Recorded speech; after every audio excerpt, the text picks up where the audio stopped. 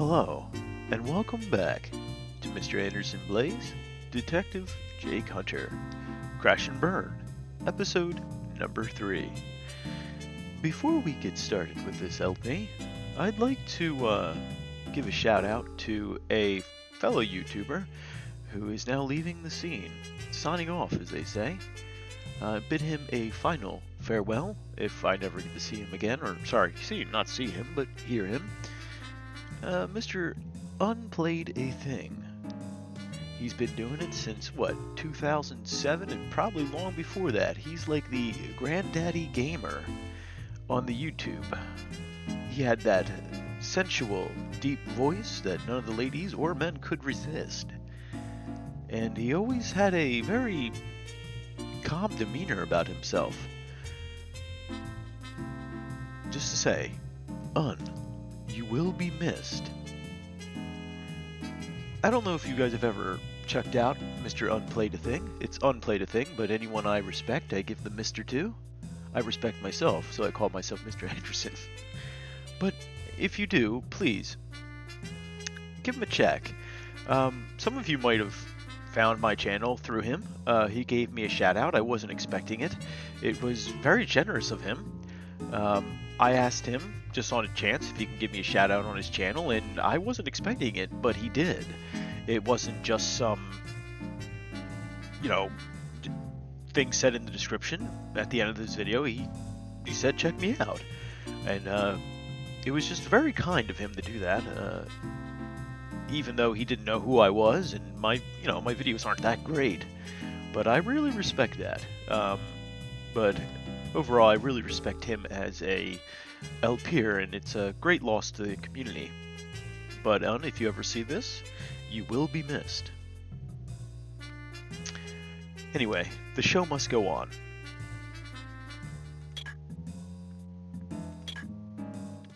We're moving on to Chapter 3. Keegan Yates, a corporate spy, has been murdered at the Satiri Inn. Rio Hisu has come to the U.S. on the trail of the American companies Yates has been selling secrets to.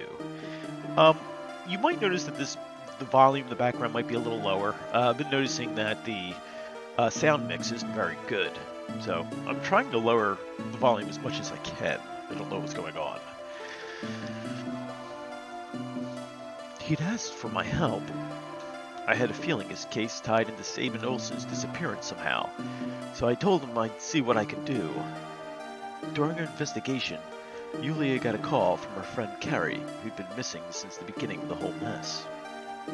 Carrie had gone back to the city, hoping that she could find Sabin there. I talked to Owen Tidwell, a friend of Sabin's, and an old flame of Yulia's. He turned out to be another dead end. The more I learned, the more it looked like Sabin hadn't have been Yates' killer. I returned from my visit with Tidwell to find Carrie lie bleeding on her living room floor. Oh yeah, I remember that. She was in pretty bad shape when I found her, and could only manage a few words before she passed out. Sabin is... There was only one thing she could have meant. But had Sabin really attacked her? Why? Sabin found her using his Old Spice. After taking Carrie to the hospital, I rushed over to the police station. Rio and I and Irving were waiting for me. I called them as soon as the ambulance arrived. It looked like Carrie was going to make it. The doctor had told me that after she regained consciousness, she would be none the worse for wear. But I couldn't stop thinking about what Carrie had told me before she lost consciousness. Had Sabin attacked her, or was she pulling an Amber Heard? Well, he'd have a chance to explain himself once I found him. Come to think of it, where was Yulia? I called her phone several times, but she hadn't picked up. She couldn't have. I was trying to convince myself she'd just turn her phone off or something when Irvin stormed into the room. Hey, you, detective. This is your fault. Dude? Back off. Look, maybe it had something to do with Carrie getting attacked, but enough. I've lost count of how many times I told you to piss off, and this is why. You've screwed up my investigation, and now a girl's in the hospital because you're incompetent ass. It's not right to lay all blame on Mr. Hunter. I have the police not made their own mistakes? You are living in a glass house, Mr. Irving. You'd be wise not to throw stones. Yeah, my boy Irvin! Rio was right. The cops had made mistakes of their own. They hadn't even tracked down where she was. Carrie and Yulia had gone to the police with information about Sabin the day before, while I was visiting Tidwell. Perhaps they should have put her under police protection. Cops had really dropped the ball. Monitoring Carrie. You must have realized that Sabin would come back to his house. Why didn't you post a couple of officers nearby to keep an eye out for him? Check and mate, Irvin. See that high horse you're on? You just got knocked off. He'd made a mistake and knew it. See, you know what I've noticed recently? This has nothing to do with this game, but it sort of sparked it. People really like to wear their problems as like badges of honor anymore. It's sort of like an eternal pissing match on who has the worst life.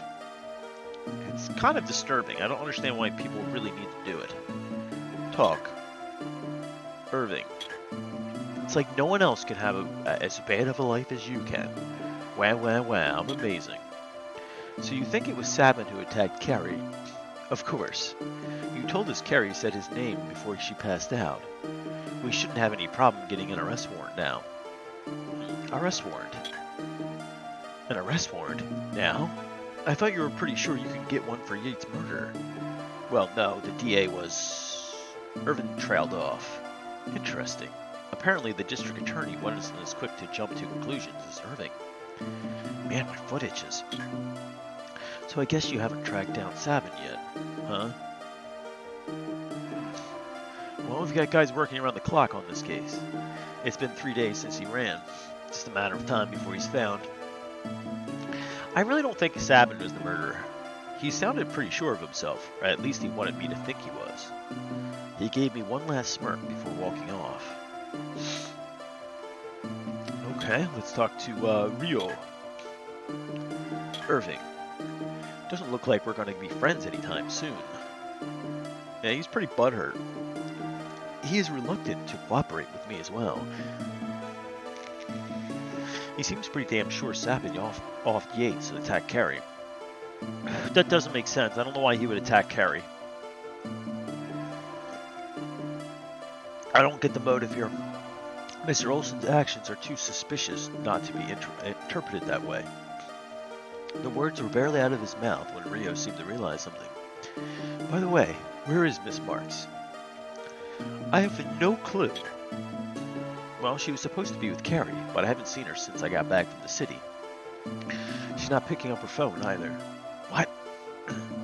What are you standing around for? Something may have happened to her. Nah, Yulia's tougher than she looks. I'm not going to do either one of us any favors if I run off half-cocked looking for her. Yulia don't need a man. As I put out my hand to stop Rio from running for the door, I felt someone come up from behind me. Sir? What do you mean she's tougher than she looks? There was Yulia, hands on her hips. See? Good thing you gave her a compliment. So, Yulia, where the fuck have you been? Glad to see you in one piece, babe. She was in the anime One Piece? Maybe she was Luffy? Yes, I'm happy about it too, sir, but what happened to Carrie? Oh, she doesn't know? When I got back to the house, the police told me to come here. Where the fuck were you? Told you to stay with her. Someone attacked Carrie. She's in the hospital right now. Yulia gasped and her hand flew to her mouth. Is Carrie... How is she? Is she okay? She hasn't woken up yet, but the doc says she's going to be fine. Well, luckily she wasn't there, so she wasn't attacked. Thank God. Where were you, by the way? Carrie asked me to go get something at the store. I couldn't reach your cell phone. I just kept going to voicemail. I'm sorry. I forgot to recharge it yesterday, so it must have run out of power. Yulia was quiet for a moment. I had a feeling she was getting up the courage to ask a question she didn't really want to know the answer to. And who was it that attacked Carrie? The perpetrator. We still don't know for sure. But, before Carrie lost consciousness, she murmured Sabin's name. She didn't look half as surprised as I expected. I thought so. Yulia's thoughts on the situation. What makes you say that, babe? Well, she thought about it for a moment, then seemed to make up her mind. When Carrie asked me to go shopping for her, she was really trying to get rid of Yulia, because she thought someone was going to come by. Maybe she thought it was going to be Sabin, or perhaps it was someone else. Perhaps Tidwell? I thought she was acting a little strange. Carrie's behavior. So you got the feeling she was just trying to get you out of the house? Yes, now that I think about it. Although I suppose I should have realized that Sabin was the only person she would have been doing that for. Yulia bit her lip, embarrassed at her mistake. Where Sabin is. Assuming that it was Sabin who attacked Carrie, he sure can't go back to his house again. Any idea where he might go? Let's see. Sabin's parents live very far away. Then it must be. The only person I could think of would be Ewan Tidwell. If he can't go to his family, then he'll go to his friends. That does make sense. They are friends. Alright. I'm sure the police are already on it, but I'll pay him another visit tomorrow. Let's see who else is around. Rio! I'll keep you in the loop. You'll get a call from me if anything comes up. Alright. I'll keep you apprised of my investigation as well. Be careful, Mr. Hunter. Thanks, pal. I shook hands with Rio and headed out of the station with Yulia in tow. I planned to head back to Magus the next day while Yulia kept Carrie company at the hospital. I still hadn't had any luck getting the facts straight and making sense of the case. If Sabin had assaulted Carrie, then why had he done it? Had he killed Mr. Yates and then attacked Carrie in an attempt to silence her? I don't think so. Either way, I needed to take things one at a time. First of all, I had Tidwell to deal with. It was morning as I entered the lobby as the Magus Company building once more. It was just like I'd left it. The floor was so clean I began to wonder if I was actually supposed to be walking on it. The same receptionist from the day before greeted me. Alright, let's talk to the receptionist. I'd like to see Mr. Ewan Tidwell. Yes, just a moment. You're not going to make me give, like, all of his, information? Just before, I had to give her Mr. Tidwell's exceptionally long title before she could call him. And his pap smear record. I apologize for the trouble. Please wait for a moment while I call him. She picked up a phone and began dialing. What did I want to do? Well... She was still on the phone trying to get a hold of Tidwell. Yes, please, yes. Yes, it is. Oh, is that so? Sounded like someone was passing the buck.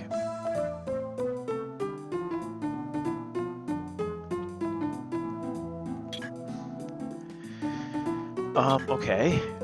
I hope she was finished, but no such luck. Yes? Oh, just like that? I see. This process had been much more straightforward the day before. Had something changed?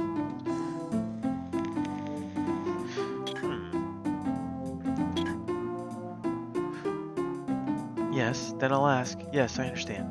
Sounded like she'd finally managed to get through.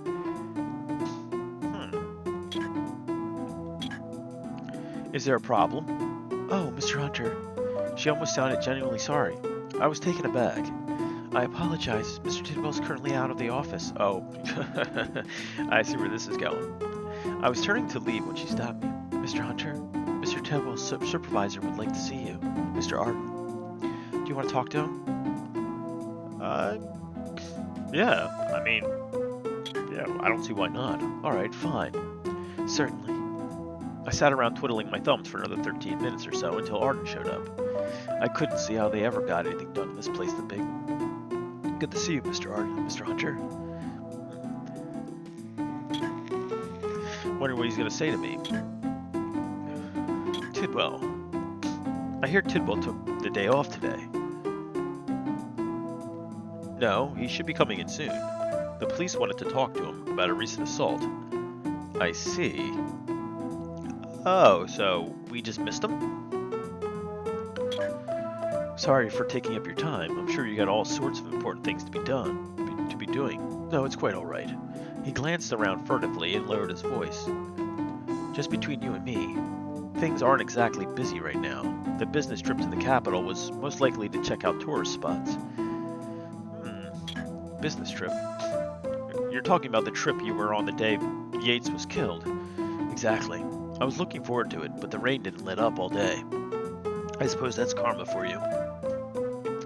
Arden shrugged as Tidwell walked into the lobby. Ah, speak of the devil. Man, my fucking ankle. I think a bug bit me or something. Oh, I hate the fucking summertime. Everything wants to eat you. The sun wants to kill you. Oh, he caught sight of us and shuffled over, moving as fast as he dared across the slick marble. Sir, Mr. Hunter? Well, I'll be on my way then. Arden gave Tidwell a pat on the shoulder and walked off.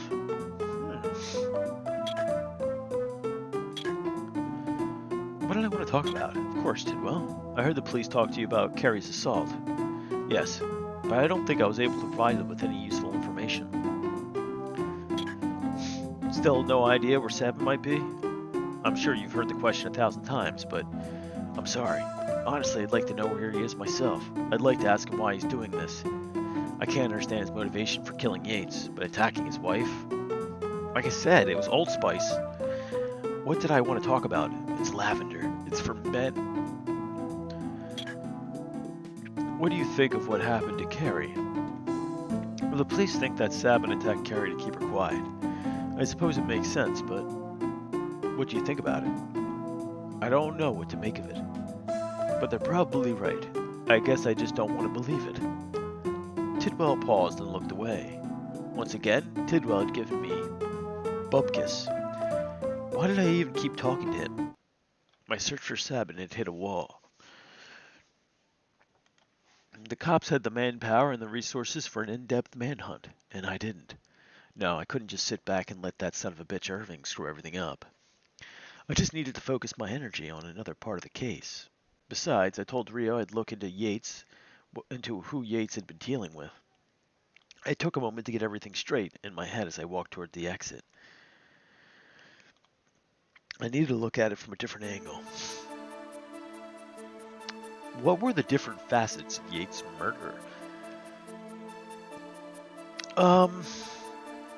Yates' job. If it hadn't been Sabin who iced Yates, chances were the killer had something to do with Yates' job. I needed to know more about Yates. What he's been like before he died. What he'd been up to. That meant I needed to visit his house and his office. But who was going to know where those were? Rio Jesus should know. I mean, he's been tracking him. Of course, Rio was investigating Yates. He was bound to know his address. I just thought to call him right away and ask about Yates' home address. Okay, let's give him a call on Marcy here. His phone changes names every episode, it seems. Yeah. I found Rio's number in the address book and pressed call. Check out that old phone. Those things are fucking indestructible, too.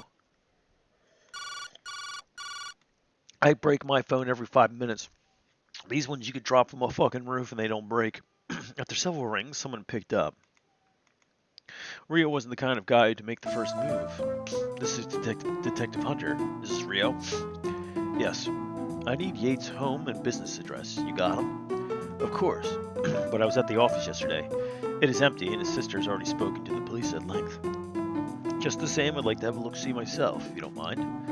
I understand. In that case, I wrote down the information Rio gave me and thanked him before hanging up. As I looked at the address, I realized that Yates' office was pretty close to the Magus building. I decided to go to the office first. Alright, let's do this. Yeah, it's pretty close. Yates' office. I stepped out through the massive doors and headed towards the car. I was sure the cops had already been to Yates' office, but I wanted to look at it myself. Maybe, just maybe, I'd find something. Yates' office sat in the corner of a brand new building. It obviously wasn't a Yakuza office. I was beginning to understand what Mr. Tidwell had meant when he said Yates was living large. A sign on the door said Yates Management Consultants. No doubt about it, this was his office. Well, I guess the only thing we can do really is look around. The company was displayed rather ostentatiously, unlike certain private detectives I could mention. Okay, well, glass wall. Frosted glass, real modern yuppie crap. I could see potted plants scattered around the office. Classy. Door. It was an impressive set of double doors. They were pretty thick, but the hinge mechanism looked like it allowed them to move back and forth easily. Posted sign. A plain sheet of paper with some typed text on it had been taped to the wall. It seemed a little low-tech for an office like Yates. Cleaning, scheduled for 4 p.m. The sign appeared to say that the office was going to be cleaned out at 4 p.m. Is he leaving? Let me get a handle on the situation. Even the doorknob was fancy. I couldn't tell if it was locked or not. I didn't expect there to be anyone in the office, since the sign said it was going to be emptied at 4 p.m. I hoped I was right, otherwise things might get awkward. You could just try to knock. I gave the doorknob a tug, but the doorknob wouldn't budge.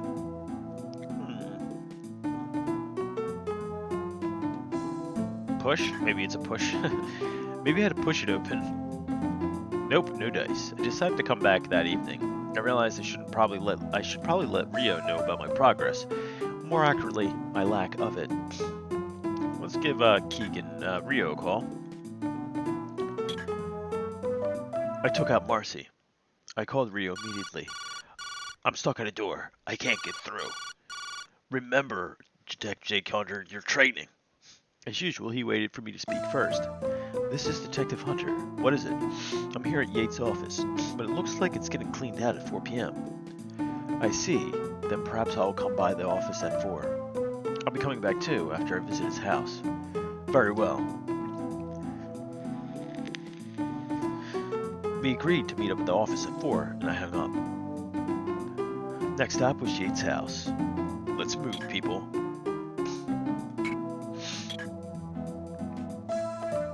The office was a bust, at least for the time being. I decided to head for his house.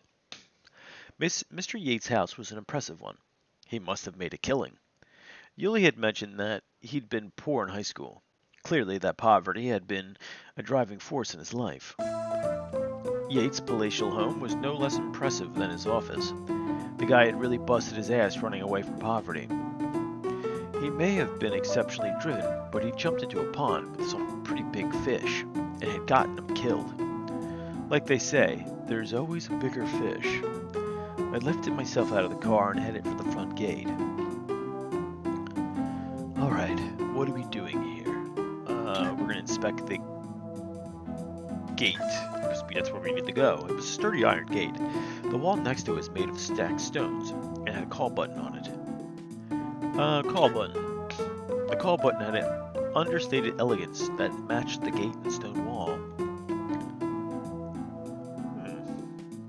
It was an intercom with a monitor. Okay. Push it.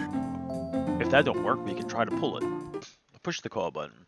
The intercom crackled, but I didn't hear anything coming from the house. After a while, a faint woman's voice answered. Who is it?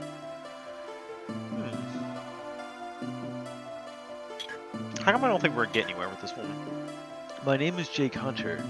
I'd like to ask you some questions about Keegan Yates. I don't really want to talk about my brother. As if to underscore her words, the moment they were out of her mouth, the intercom was turned off. She'd said brother. Unless Keegan had other sisters Yuli didn't know about, that one must have been Sharon. She probably grew like 400 pounds. Now she just doesn't want to leave. I pressed the call button once more. It didn't look like there was any anyone was going to answer this time. Unfazed, I continued to press the call button.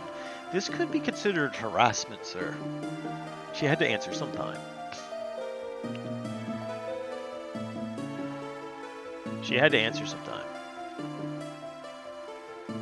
Ellipses. After several minutes of ringing, a clearly distraught Sharon finally answered. Please stop. Why are you doing this? Damn. Don't be a dick, Jake. I'm sorry to have to be so persistent, but your cooperation is extremely important to our search for Sabin. Sabin. Sharon hesitated for just a moment, but when she spoke, her message was clear. The police have already talked to me several times. I told them everything I know. Please leave me alone. I heard the muffled noise of a phone receiver being slammed down. Oh man, I wasn't going to get shit out of this broad. Try pushing it one more time. Push my luck. What a dick. No matter how many more times I pressed the call button, Sharon refused to answer. I was willing to do whatever it took to talk to her, and I just thought of a way to make that happen. I'd like to call a friend. Is that your final answer? Yes. Perhaps she would open her heart to a good friend. Who did I know that was friends with Sharon? Yulia Marks. Yulia and Sharon had been friends in high school. Maybe Yulia would be able to get Sharon to talk. I decided to call Yulia right away. A lot of cell phone calling today. Yeah, let's use Marcy. I took out Marcy. I picked Yulia out of the address book and pressed call. It's me, babe. But what responded was an automated voice stating that the phone was in safety mode. Right, I'd forgotten that Yulia was at the hospital, where Carrie was being treated. Damn it. I figured she would call me back when she noticed she had a missed call. Hopefully her phone was charged. Well, I guess we can look around. Car? Let's look at the car.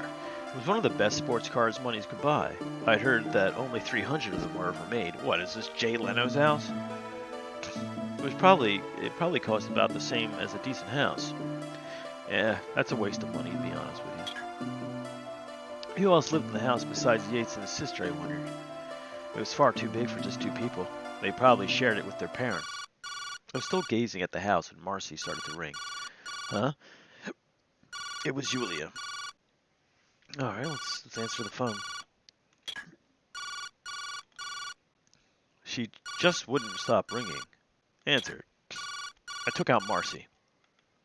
Just as I thought the call was from Yulia, I quickly pressed the accept call button. Sir? Did you call me? Yeah. I'm in front of Yates' helm right now.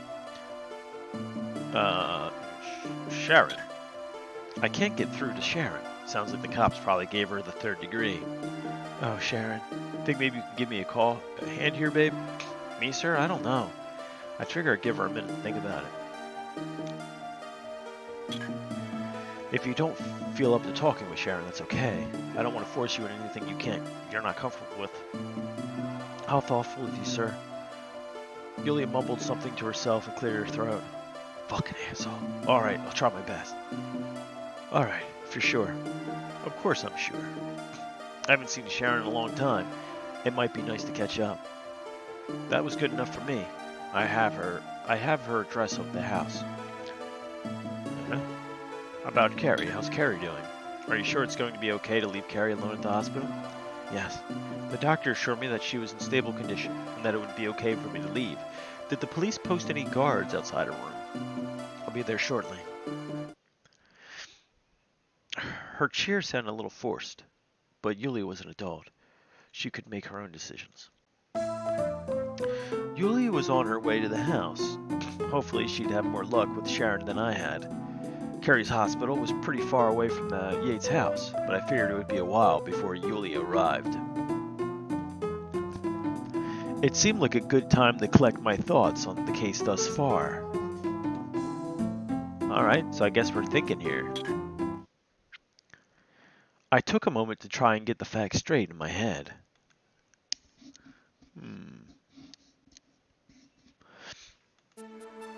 Carrie had made something up for Yulia to get her out of the house. This favor entailed What was the favor Carrie asked Yulia for? Shopping. Carrie insisted that she needs something for the store, yeah. Carrie had met with someone while Yulia was out. That person was? We don't know, but I guess we're going to think it's Sabin. Carrie's behavior suggested she was going to meet with Sabin, although Yulia hadn't realized that until later. I took another trip to Magus, but when I got there, Tidwell wasn't around. He was? What was Mr. Tidwell's work situation? He was late. Because, he was at the police department. Mr. Arden told me about the weather during the business trip to the capital. The weather that day had been rainy. Yeah, it had been raining. Tidwell agreed with the cops about Sabin's motive for attacking Carrie. The motive was... a silencer? Everybody seemed to think that she'd been attacked to keep her quiet about his murder of Yates.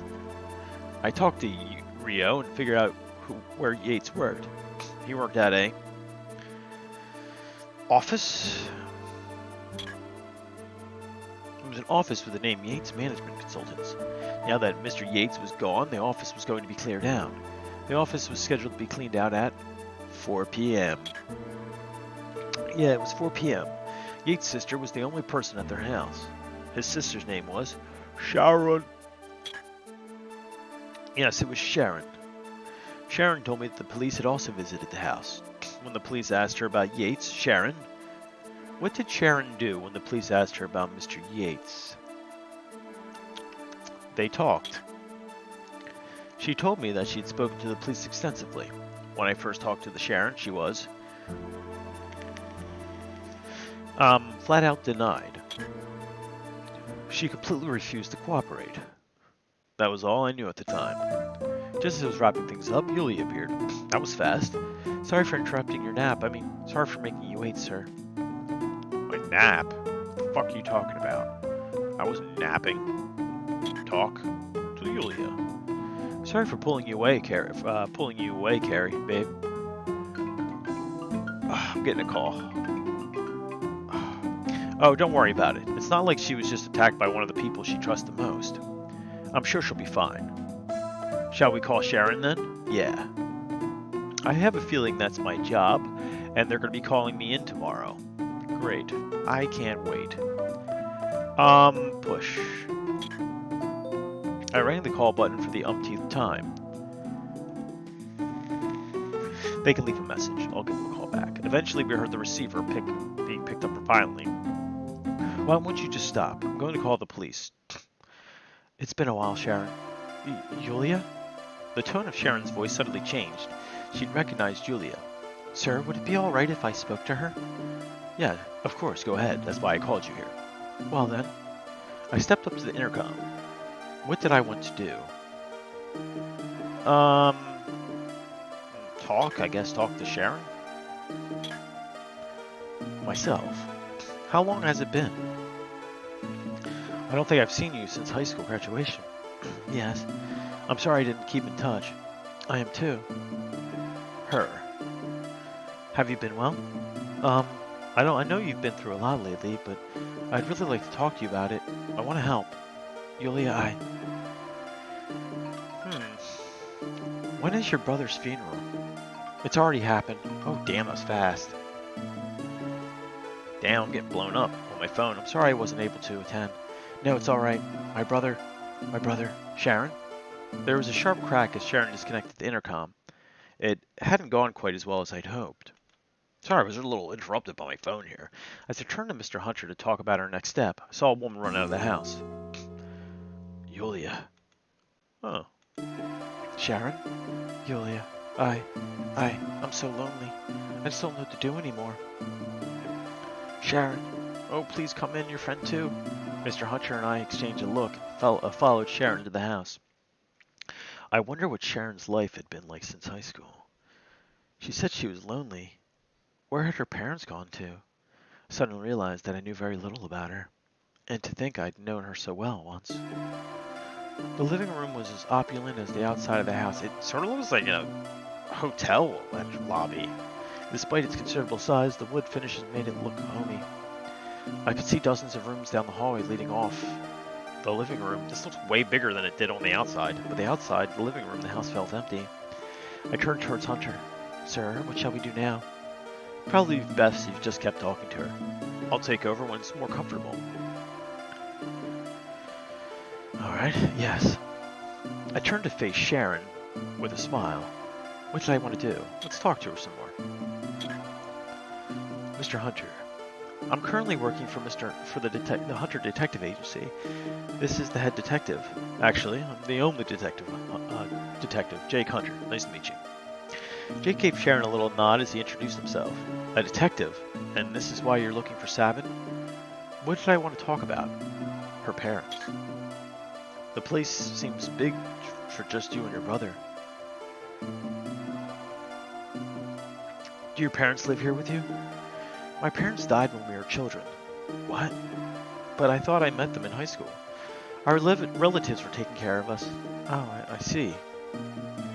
About Keegan. Your brother must have meant a lot to you. The only family she really had. Yeah, that's why. When I found out the truth about his business, I couldn't bring myself to do anything. It was all for us. No, I knew it was all for me. Each job. What was your brother's job? As I was about to press on, I felt Mr. Hunter's hand on my shoulder. Hey babe, maybe I should take it from here. Okay, sir. She's all yours. I stepped aside and let Mr. Hunter take over the questioning. I never would have admitted it, but seeing all my old friend tangled up in murder and violence, it was hard. Part of me was glad Mr. Hunter was taking over the questioning. Alright, I got a few questions for you if you don't mind. Please, go ahead. I stepped back as Mr. Hunter stepped forward. Yates' job. So you figured out what kind of business your brother was in?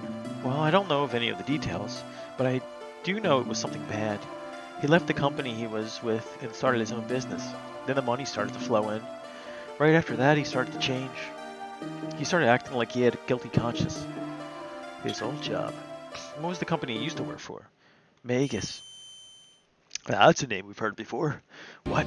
Magus, huh? Wonder why Tidwell didn't say anything about that. Mr. Tidwell? He worked with my brother at Magus Company. Tidwell. So Yates and Tidwell were good friends at Magus?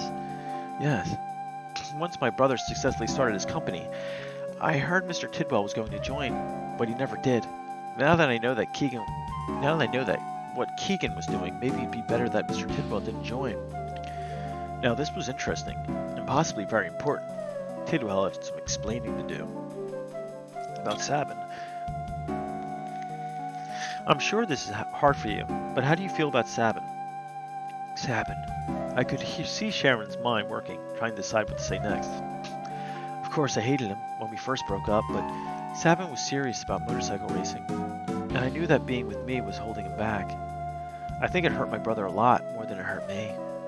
Yeah, because he's a fucking asshole, where Sabin is. I know this may seem obvious, but you wouldn't happen to know where Sabin is.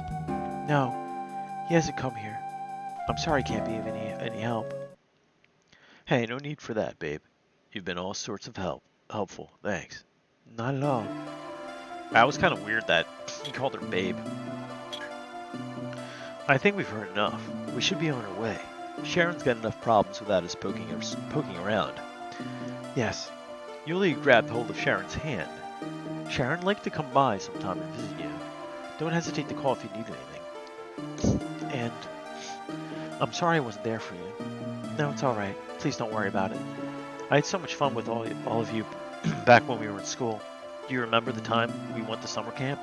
Yes. I could feel the atmosphere in the room change, as both Sharon and Yulia remembered the past. I would always tag along, even though my brother always told me not to. But I'm glad I did, even if it meant I had to listen to him complain. You're all so nice. Those were the only times I felt truly free, as though all my cares had melted away. And I got the chance to see my brother's rare smiles. We always felt so small when we lived here with our relatives. Sharon.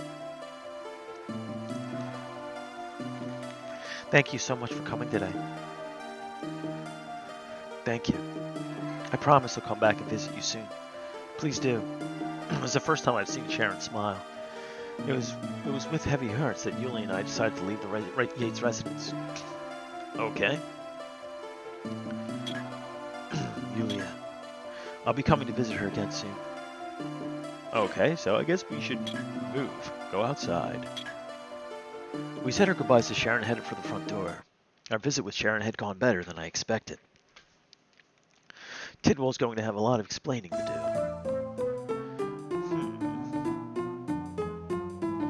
My eyes were still adjusting to the unreasonably bright sunlight when Yulia spoke up. Something Sharon said made me think.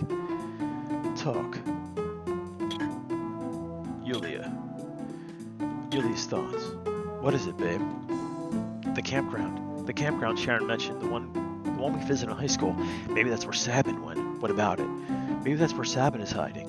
Huh, campgrounds. Going back to the place he remembers from childhood. Suppose it's worth a shot? It's just a guess, sir. I was about to tell her the most detective work was guesswork when her phone began to ring. Excuse me, maybe Carrie has regained consciousness. She flipped open the phone. Hello, Miss Mark speaking. Yulia, this is Ewan. Oh, Mr. Tidwell. I was wondering how Carrie was doing, and if you'd found Sabin yet. Yulia and Mr. Tidwell talked for a few moments, and then she turned to me, her phone still to her ear. Sir?